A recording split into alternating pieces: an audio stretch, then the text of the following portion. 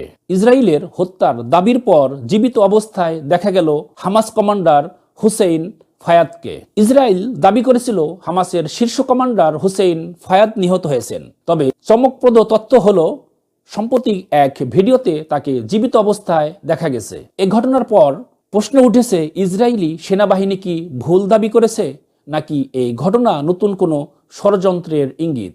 বিস্তারিত জানতে দেখুন আমাদের আজকের বিশেষ নিউজ প্রতিবেদন।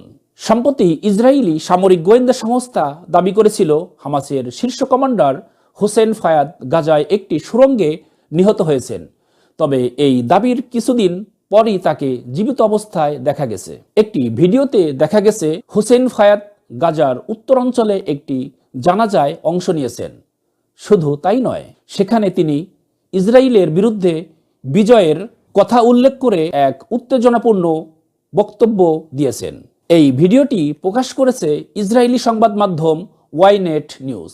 ফায়াদের জীবিত থাকার বিষয়টি ইসরায়েলি সামরিক গোয়েন্দা সংস্থা কার্যক্রম নিয়ে প্রশ্ন তুলেছে। তাদের আগের তথ্য কি ভুল ছিল, নাকি ফায়াদ ইচ্ছাকৃতভাবেই আত্মগোপনে ছিলেন?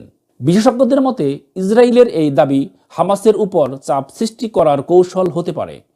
তবে এখন ফায়াদকে জীবিত দেখে হামাসের সমর্থকদের মধ্যে উচ্ছ্বাস দেখা যাচ্ছে। এটি হামাসের মনোবল বাড়াতে পারে এবং ইসরায়েলের তথ্য সংগ্রহ পদ্ধতি নিয়ে প্রশ্ন তুলেছে। ইসরায়েলি প্রতিরক্ষা বাহিনী IDF দাবি অনুযায়ী গত 15 মাসে গাজা যুদ্ধের সময় তারা হামাসের প্রায় 20,000 যোদ্ধাকে হত্যা করেছে। এর মধ্যে হামাসের সামরিক শাখার প্রধান মোহাম্মদ দেইফ এবং শীর্ষ নেতা ইয়াহিয়া সিনওয়ার রয়েছেন। তবে হামাসের পক্ষ থেকে এসব দাবিকে বরাবরই ইসরায়েলি প্রোপাগান্ডা হিসাবে অভিহিত করা হয়েছে। যুদ্ধবিরতি কার্যকরের পর গাজা পরিস্থিতি এখনও উত্তাপ। যদিও সাময়িক শান্তি ফিরেছে, তবে হামাস এবং ইসরায়েলের মধ্যে সংঘাত থেমে নেই। গাজায় হামাসের অবস্থান এখনও শক্তিশালী এবং তাদের নেতাদের জীবিত দেখা ইসরায়েলের জন্য একটি বড় ধাক্কা। অন্যদিকে ইসরায়েলি প্রতিরক্ষা বাহিনী বলেছে তারা হামাসের সামরিক কাঠামোকে গুরুতরভাবে ক্ষতিগ্রস্ত করেছে। হুসেইন ফায়াদকে জীবিত থাকার ভিডিও সামনে আসার পর আন্তর্জাতিক মহলে এটি নিয়ে আলোচনা শুরু হয়েছে। ইসরায়েলের সামরিক গোয়েন্দা সংস্থা কতটা নির্ভুল তথ্য দিয়েছে তা নিয়ে প্রশ্ন উঠেছে।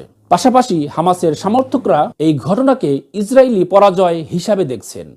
অন্যদিকে ইসরায়েলি প্রশাসন এখনও তাদের দাবির পক্ষে অবস্থান নিয়ে বলেছে হামাসের নেতৃত্বকে তারা গুরুতরভাবে ক্ষতিগ্রস্ত করেছে। এই ঘটনার পর প্রশ্ন উঠেছে, গাজায় যুদ্ধবিরতির ভবিষ্যৎ কি? ইসরায়েল এবং হামাসের মধ্যে সংঘাত কি নতুন রূপ নিতে পারে? বিশেষজ্ঞরা বলছেন ফায়াদের জীবিত থাকার বিষয়টি হামাসের মনোবল বাড়াবে। এটি গাজায় হামাসের নিয়ন্ত্রণ আরও শক্তিশালী করতে পারে। তবে ইসরায়েল হয়তো এর পাল্টা জবাব দিতে প্রস্তুতি নিচ্ছে। ইসরায়েলের দাবি আর বাস্তবতার এই চমকপ্রদ দ্বন্দ্ব আপনার কি মনে করায়? হুসেইন ফায়াদের জীবিত থাকার বিষয়টি কি ইসরায়েলের গোয়েন্দা ব্যর্থতা, নাকি নতুন কোনো রাজনৈতিক অপকৌশল? আপনার মতামত আমাদের কমেন্ট সেকশনে জানান।